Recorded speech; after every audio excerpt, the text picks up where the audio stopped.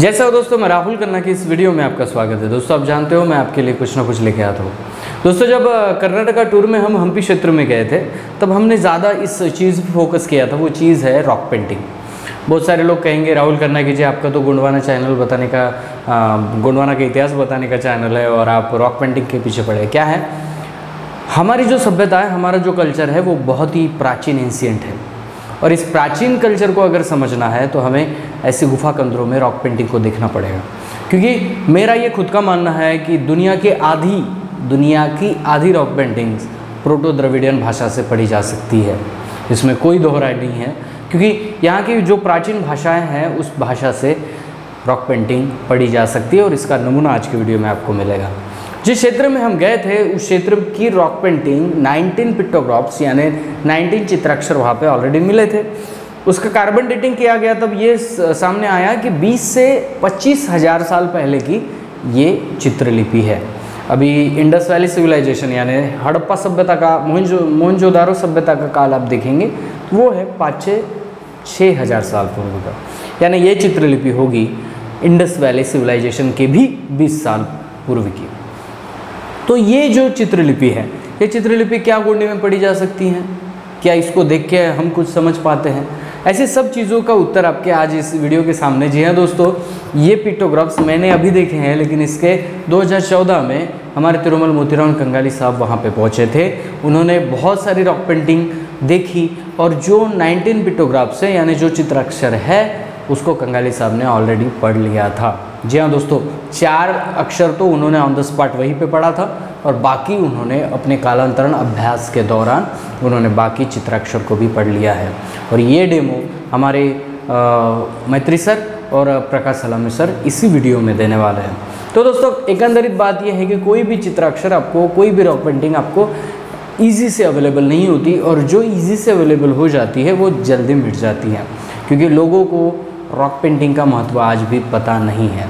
तो स्पॉट पे जो होती है वो मिट जाती हैं और जो ऐसे गुफा कंदरों में होती है, जाने के लिए थोड़ा सा प्रॉब्लम होता है, ऐसी रॉक पेंटिंग बची रहती हैं जिसके ऊपर हम अध्ययन कर सकते हैं। बहुत सारी चीज़ें हैं, हाटुम है, सुकुम है, कालवा है, मातृशक्ति है, इन सभी चीज़ों की लिंक डायरेक्टली गोंडी कल्चर में लग रही है। तो हम स्टार्टिंग से शुरू करते हैं। जब हम निकले थे तो कन्नड़ यूनिवर्सिटी के मैत्री सर के कुछ स्टूडेंट लोग हमारे साथ मौजूद थे। हमारे साथ मौजूद थे पटेल जी और पंपन गौड़ा जी, जो वहाँ के गोंड ट्राइब में से हैं, और वो हमारे साथ हुए और उन्होंने इस पिक्टोग्राफ्स को देखने के लिए हम सभी लोग चल पड़े।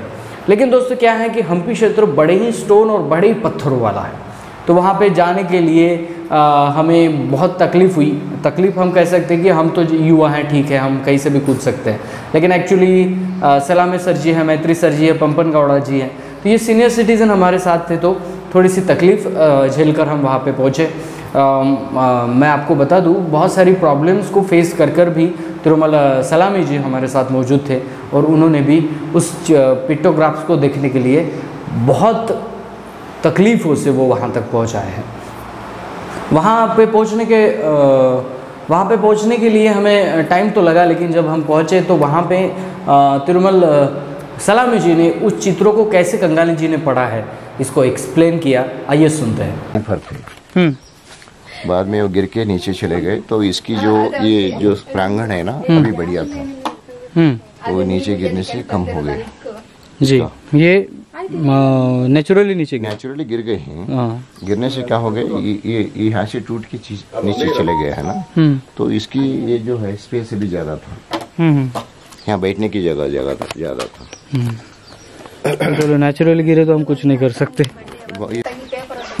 तो सलामी जी, अभी जैसे वाह यहाँ पे जो पिक्टोग्राफ्स मिल रहे हैं 19 पिक्टोग्राफ्स है, जिसको कंगाली साहब ने भी पढ़ा है, तो एक्चुअली हम लाइव व्यूवर्स मेरे देखना चाहते हैं कि ये कैसे पढ़े गए, इसका क्या मीनिंग है, आप इसको लाइव में बताइए।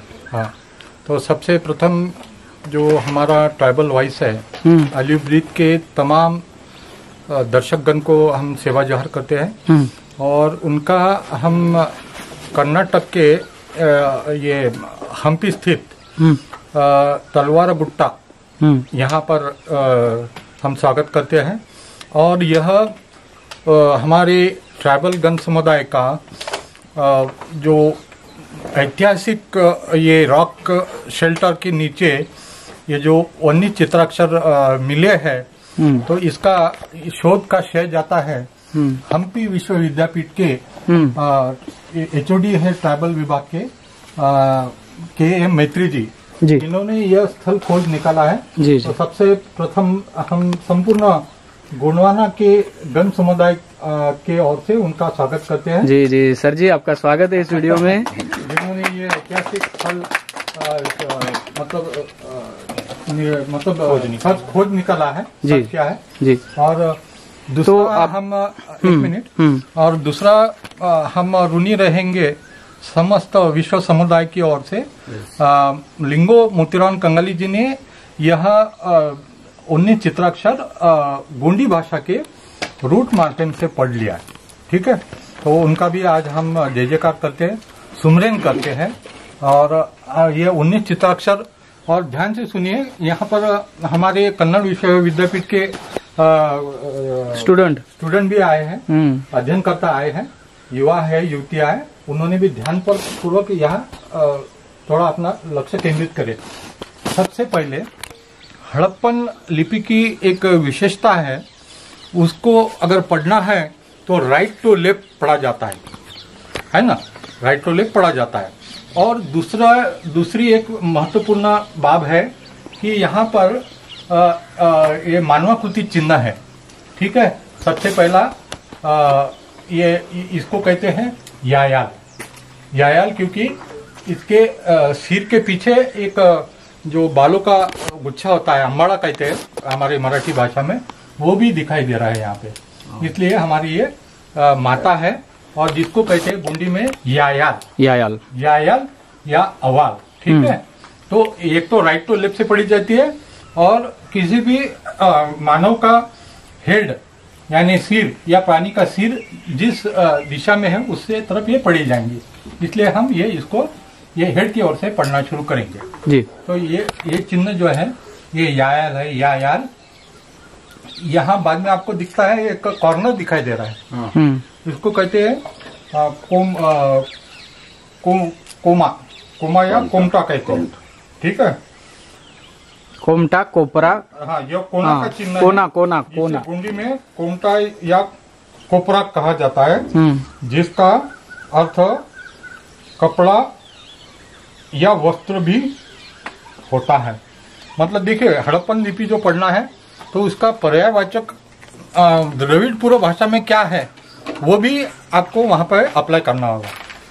यायाल, कोमटा, और यहाँ पे देखो, यह ग्रेन का स्टाल दिखाई दे रहा है, देखो स्टाल, हाँ, जिसको गोंडी भाषा में ओमाल कहा जाता है या नेल भी कहा जाता है। पहले हम एक एक शब्द को पढ़ेंगे। देखिए, ये प्लाव का चिन्ह है, नांगेल कहते हैं गोंडी भाषा में। तो इसको कुरी भी कहा जाता है, कुरी या उड़ कहा जाता है, जिसका अर्थ स्थल, प्लेस भी होता है। आगे बढ़ेंगे, ये जो चिन्ह बहुत ही ध्यान से देखिए, स्मॉल स्पीड। ठीक है, स्मॉल स्पीड, देखो ऐसा ऊपर से आके कन्नड़ में भी गुल्ली बोलते हैं। Right, very good. गोंडी भाषा में मेंढा या घोड़ा भी कहा जाता है। ठीक है, मेंढा या घोड़ा बहुत इंपॉर्टेंट है हम, और ये कंगाली जी ने ये डिसाइफर किया है, उद्वाचित किया है। इसलिए मैं इसको, उन्होंने जो पढ़ा था वही मैं रिपीट कर रहा हूँ। उसमें एक अक्षर या शब्द का भी डिफरेंस नहीं होना चाहिए, हमारा एक हेतु है। ठीक है, उसके बाद के चित्र की ओर चलते हैं। यहाँ ये जो चित्र है,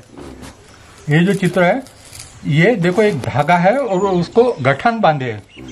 तो अगर वो सिर्फ धागा बोले तो अगर सीधे दिखाई देते थे तो वो आप क्या लाइन कहते थे, लेकिन इसको एंटी मारी है कि भाई हम धागे का उपयोग कब होता है, जब उसको एंटी मारते हैं किस काम के लिए। तो इसको गोंडी भाषा में नूल कहा जाता है। गोंडी भाषा में नूल, इसका अर्थ हिंदी में धागा होता है।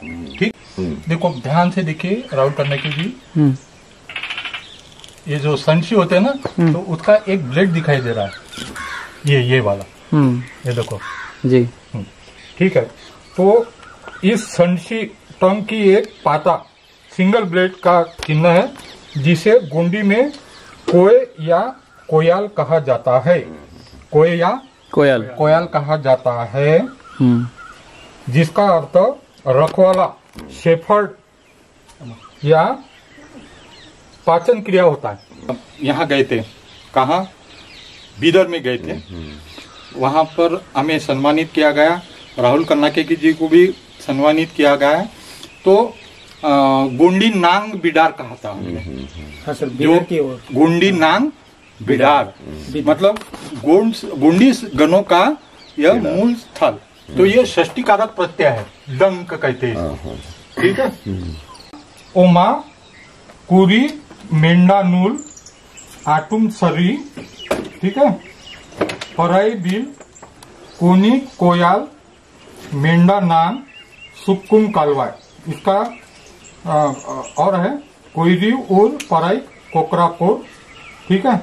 यानी माता कुटुंबा स्थल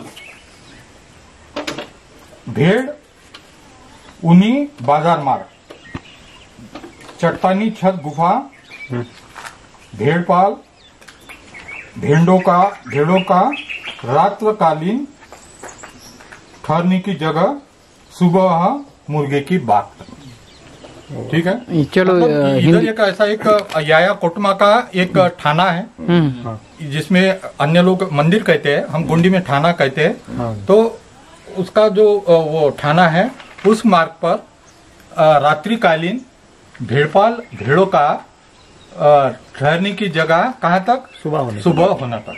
तो देखो यहाँ पे करीबन 100 से ऊपर भी जानवर रह सकते हैं। ये अभी वो आगे था, वो गिर गया है, मतलब हाँ। तो ये सुरक्षा के लिए, मतलब रात को जैसे हिंसक वाइल्ड एनिमल्स रहते हैं, तो यहाँ पे तुम समझो कहीं बाहर से आए और यहाँ शाम हो गई, तो यहाँ अपने परिवार के साथ, अपने भेड़ों के साथ, भेड़पाल लोगों का रुकने का ठहरने की जगह, सबर एक मुर्गे की बात था। तो ये हमारा करीबन 25,000 साल पहले का ये हमारा हड़प्पन सदृश चित्रलिपि है, जो मोतीराम कंगाली जी ने पढ़ा है। तो हम चाहते हैं कि बाकी का वर्णन हमारे के मैत्री जी करेंगे। जी जी हाँ बिल्कुल। अंग्रेजी में दोस्तों एक्चुअली उस पिक्टोग्राफ्स में ये बताया जाता है कि एक कोई कोटम्मा दाई है, कोई भी दाई है, जो दाई है, दाई का ठाना कहीं यहीं पर है। और फिर वहाँ पे जो पशुपालन करने वाले लोग हैं, वो पशुपालन करने वाले लोग शाम को रात बिताने के लिए उस गुफा में ठहरते थे। और एक्चुअली सिचुएशन ये है कि सामने बहुत बड़ी स्पेस थी, वो नेचुरली वो गिर गई थी, और इसलिए उस स्पेस को भी मैत्री साहब ने दिखाया। और बाकी जब मैत्री साहब ने जब कहा कि इसका गोंडी से लिंक कैसे लगता है, कन्नड़ भाषा का लिंक गोंडी भाषा से कैसे लगता है, ये भी हमारे मैत्री साहब ने बहुत बढ़िया से एक्सप्लेन किया। आइए वो भी सुनते हैं। सलामी जी दूसरी बार यहाँ पर आए जी। पहली बार आए तो नीचे उतरने में बहुत दिक्कत हुई थी जी। बहुत प्रयास करके हमने नीचे उतारे उस समय। जी जी वो प्रसंग आपने बताया है। और कंगाली जी ऊपर नहीं आ पाए, आधा आके नीचे चले गए, लेकिन ये पढ़ा उन्होंने है। हाँ, ये सभी हमने फोटोग्राफी करके उनको भेजने के बाद एक 4 लिपियाँ इसमें ऑन द स्पॉट उन्होंने बताए, वहीं पर जहाँ पर हमारा कार ठहरा था वहाँ पर। तो मेरा लड़की इसको ऐसे ही पेंट ये पेपर में ये कर लेके बताई थी, तो बताए वो इसका अर्थ होता है। तो वो पूरे के पूरे ले जाने के बाद करीबन 2 महीने के बाद उन्होंने वो पूरा इसका भावार्थ और अभी जो बताए सलामी जी, वो उसका पूरा डिस्फर करके उसका एक व्याख्यान करके उन्होंने भेजा, मैं आपको शेयर किया हूँ। जी जी। तो हो सकता है कि कर्नाटक में, पूरा दक्षिण भारत में एक जो कोट घे की या कोट की जो शब्द हैं, इसको अच्छी तरीके से हम डिफाइन नहीं कर पाते, पर स्त्री को संकेत कर रही है। तो जैसा शिव को मेल और फीमेल हम देखते हैं, वैसा इसको शायद फीमेल से ही हम आगे बढ़ रहे हैं। बाद में शायद मेल डोमिनेशन हुआ होगा, उसको मेल को सफिक्स किया होगा, ऐसा लगता है। ये पहली बार ऐसा एक हमें संकेत मिला कि माँ को पूजने की जो चीज़ें हैं यहाँ से शुरुआत हुई है। और कोटम्बा या ये जो स्लोगन है दक्षिण में ये मैलार कल्ट की, वो यहीं से टेकअप हुआ है ऐसा मुझे लगता है। और एक ये है कि कोर्ट जो है एक शेल्टर है, पॉलिटिकल शेल्टर का जो है, एडमिनिस्ट्रेशन की जो हेडक्वार्टर है, उस समय के ऐसे जो जगह रहते थे यही शेल्टर होते थे। तो हुआ एज वर्ल्ड में यहाँ से कोर्ट की दर्शन लेते हुए बाद में उसको पॉलिटिकल बॉर्डर वगैरह बना के उसको कोर्ट का नाम दिया होगा या गढ़ का दिया होगा, ये हम देख सकते हैं। और जितने भी कोर्ट हैं कर्नाटक में वहाँ पर मैलार की कल्ट मिलेगा जी। हाँ, कल्ट मिलेगा या फीमेल डेटी की कुछ कल्ट मिलेंगे, अलग अलग फॉर्म में मिलेंगे। तो ये बहुत गहरे में जाके देखा जाए तो शायद यहीं से हम मैपिंग करने की ज़रूरत है ऐसा मुझे लगता है। बिल्कुल बिल्कुल। और इसमें जो जितने भी अभी बताए सलामे जी जो शब्द वो बता रहे हैं कन्नड़ में, वो सभी सिमिलर मौजूद हैं जी। जैसे सरी बोलते हैं तो सरी बोले तो हटो बोलते हैं ना, 19 में से तो 14-15 हटो बोलने का अर्थ होता है रास्ता छोड़ो। सरी बोले तो हटो बोले, हाँ आप हटे तो ही रास्ता होता है, नहीं तो नहीं होता। राइट। तो सरी बोले तो हटो, हट जाओ, यानी कि रास्ता छोड़ो। हाँ ऐसा यानी कि थोड़ा सा अलग होगा लेकिन वही अर्थ मिलता है। बिल्कुल। वैसे सक्कुम है वो उसको चुक्की बोलते कन्नड़ में, सुक्की बोलते हैं। ये कालवाय है या काल है, वो भी कन्नड़ में है शब्द। ये बहुत से शब्द इसमें, ये नूल है, नूल कन्नड़ का ही है जी, कन्नड़ में भी नूल ही बोलते हैं। ऐसे इसमें बहुत से जो है वो कन्नड़ में मिलते हैं। आप गोंडी में बोलते हैं लेकिन हमें मालूम नहीं था कन्नड़ की भी वही है, गोंडी की भी वही। तो ये जब सुनने के बाद आपको ये तो पता चल गया होगा कि रॉक पेंटिंग्स है वो गोंडी भाषा से पढ़ी जा सकती है, उसमें और अध्ययन और गाढ़ा अभ्यास करने की ज़रूरत है। और मैं सलाम करता हूँ हमारे तिरुमल मोतीराम कंगाली साहब जी के स्टडी को, अभ्यास को, जिन्होंने वो आज अगर होते तो उन्होंने बहुत सारी ऐसी रॉक पेंटिंग्स पढ़ ली होती, लेकिन एक्चुअली वो हमारे साथ नहीं है। लेकिन उनका अभ्यास है, उनका दिया हुआ मार्ग है जो हम आगे ले जाने की कोशिश कर रहे हैं। और उनके प्रतिभा को मैं हमेशा ही सलाम करूँगा। और ये सभी चित्राक्षर होने के बाद हम लोगों ने कन्नड़ यूनिवर्सिटी में इस चीज़ों को एक्सप्लेन किया कि हडप्पन सभ्यता की चित्रलिपि कैसे गोंडी में पढ़ी गई है और उसको कंगाली साहब ने कैसे पढ़ा है। आने वाले अगले एपिसोड में आपको वो भी देखने को मिलेगा कि हम लोगों ने कन्नड़ यूनिवर्सिटी में कंगाली साहब के जो हडप्पन लिपि को गोंडी में पढ़ा गया है उसका प्रेजेंटेशन हमने उस वीडियो में दिया है। प्रेजेंटेशन हमने कन्नड़ यूनिवर्सिटी के डीन के सामने और बहुत सारे वहाँ पे महोदय थे उनके सामने हमने वो प्रेजेंटेशन दिया है। कंगाली साहब के एक रिसर्च को अगली स्टेप हम लोगों ने देने की कोशिश की है कि यूनिवर्सिटी में जाके हमने ये बताने की कोशिश की है कि ये हडप्पन और मोहनजोदारो सभ्यता की जो चित्रलिपि मिली है वो गोंडी में पढ़ी गई है और हमारे तिरुमल मोतीराम कंगाली साहब ने इसको पढ़ा है। तो दोस्तों, ऑल टोटल पिक्टोग्राफ्स पढ़ने के बाद, सुनने के बाद आपको भी यही लगेगा कि कंगाली साहब ने इसको इतने सरलता से कैसे पढ़ा है। इसके पीछे है कंगाली साहब का बहुत बड़ा गाढ़ा अभ्यास और उन्होंने खुद गोंडी भाषिक होने के कारण, खुद गोंडी कल्चर सभ्यता को बारीकी से जानने के कारण उनको ये पढ़ना संभव हुआ है, जो हर किसी के हद की बात नहीं है। तो फिर ये गोंडी सभ्यता है तो आगे आने वाले हर पिक्टोग्राफ्स, आगे आने वाले हर चित्रलिपि आपको बहुत कुछ सिखाएगी। ये जो टूर था ये बहुत ही बड़ा इंटरेस्टिंग था और आने वाले पार्ट भी आपको बहुत कुछ सिखाने वाले हैं। तो इस वीडियो के लिए डॉक्टर KM मैत्री सर को बहुत बहुत सेवा जोहार करता हूँ। इस वीडियो में हमें मार्गदर्शन करने के लिए हमारे मार्गदर्शक तिरुमल प्रकाश सलामी जी, जो कि हडप्पन सभ्यता की चित्रलिपि को अच्छी तरह से स्टडी कर रहे हैं, और हमारे साथ मौजूद थे पंपन गौड़ा जी, जो यहाँ के कन्नड़ भाषा के लेखक है और गोंडियन सभ्यता, जब हम उन्हें पूछते हैं कि आप कहाँ से हैं तो वो कहते हैं कि हम लांजीगढ़ से हैं। और उन्होंने कुछ किताबें भी लिखी हैं जो किताबें गोंडियन सभ्यता शंभू शेख को एक्सप्लेन कर रही हैं। पटेल जी हमारे साथ थे और जो कन्नड़ यूनिवर्सिटी से आए हुए हमारे सभी स्टूडेंट भी हमारे साथ थे, जो कि बहुत कुछ सीखना चाहते थे और सलामी जी से उनको बहुत कुछ सीखने को भी मिला है। तो सभी को धन्यवाद करते हैं। चलिए, तो इस वीडियो को ख़त्म मैं अपने अंदाज से करूँगा। अनेगोंडी क्षेत्र में, हम्पी के अनेगोंडी क्षेत्र में हम सब लोग आए हैं एक्चुअली बात ये थी कि मैत्री सर से मुझे पता चला कि यहाँ पे कुछ पिक्टोग्राफ्स मिले हैं और वो पढ़े भी गए हैं। तो एक्चुअली बहुत सारे लोग ये कहते हैं कि आज भी दावा ठोक रहे हैं बहुत सारे लोग कि हम पढ़ते हैं वगैरह वगैरह, लेकिन ऐसी डिटेल नॉलेज किसी भी जानकार को नहीं मिली है आज तक। तो ये सक्सेस मिला है तिरुमल मोतीराम कंगाली जी जो वो यहाँ तक आए नहीं है, लेकिन ये चित्र का जो फोटो है, फोटोज देखकर उन्होंने इसको पढ़ लिया था और ये आज हमारे सलामी जी ने यहाँ पे एक्सप्लेन किया है सभी को। तो सीधी बात है कि यहाँ पे बताया जा रहा है कि एक कोटम्मा दाई है और यहाँ पे भेड़ बकरियों का थोड़ा सा उल्लेख है और ये बताया गया है कि वो रात मुर्गे के बाग तक वो यहाँ रुकते थे और जानकारी के अनुसार यहाँ पे स्पेस भी बहुत बड़ा था और ये क्षेत्र में ज़्यादा लोग आते नहीं थे और इसलिए ये शायद बचा हुआ है। आने वाले जनरेशन को ये मिले, देखने को मिले नहीं मिले ये पता नहीं, लेकिन सभी दुनिया को मैं बताना चाहता हूँ, भारत के ही नहीं तो भारत के बाहर के लोग जो हमेशा हमारा चैनल देखते हैं, देखिए कि ये जो लिपि है, ये लिपि सभ्यता काल से भी पूर्व है। हड़प्पा सभ्यता इंडस वैली सिविलाइजेशन के पूर्व की है। तो इंडस वैली सिविलाइजेशन का जो कार्यकाल है वो कार्यकाल है 4000 साल से 5000 साल का।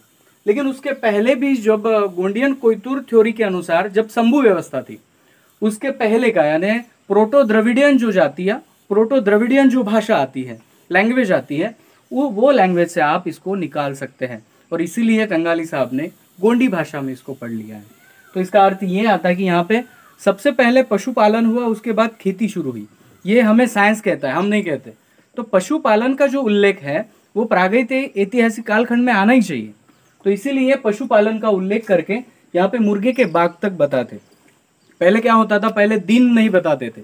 आपको किसी गांव में जाना है तो 4 सूरज, 4 चंद्रमा, ऐसे गांव के नापखंड होते थे और यही सिस्टम हमें यहाँ पे मुर्गे के बाग वाले सिस्टम में नजर आ रही है। तो पूरी की पूरी ये लिपि यहाँ पे पड़ी गई है। तो सबसे बड़ा श्रेय जाता है तिरुमल मोतीराम कंगाली साहब को, जो कि आज इस दुनिया में नहीं है, फिर भी उनके बताए नक्शे कदम पर आज हम चलने की कोशिश कर रहे हैं। और हमारे मैत्री सर है जिनका मैं बहुत बहुत सेवा जोहार करूंगा, जो कि इस उम्र में भी वो हमारे साथ घूम रहे हैं, इस कल्चर को दिखा रहे हैं। हमारे तिरुमल सलामी जी जो आज आपको ये लिपि के बारे में बता चुके हैं और सर जी के कुछ स्टूडेंट लोग हैं जो ये सीखने के लिए, देखने के लिए आए हैं। तो सभी टीम का, हमारे दोस्त सभी टीम का बहुत बहुत धन्यवाद। और वीडियो यहीं पे खत्म करते हैं और बहुत कुछ नई जानकारी आपके सामने लाता रहूंगा। मिलते हैं अगले वीडियो अगले टॉपिक के साथ। तब तक के लिए जय सेवा, जय जोहार, जय आदिवासी, जय गोंडवाना, जय बेबे।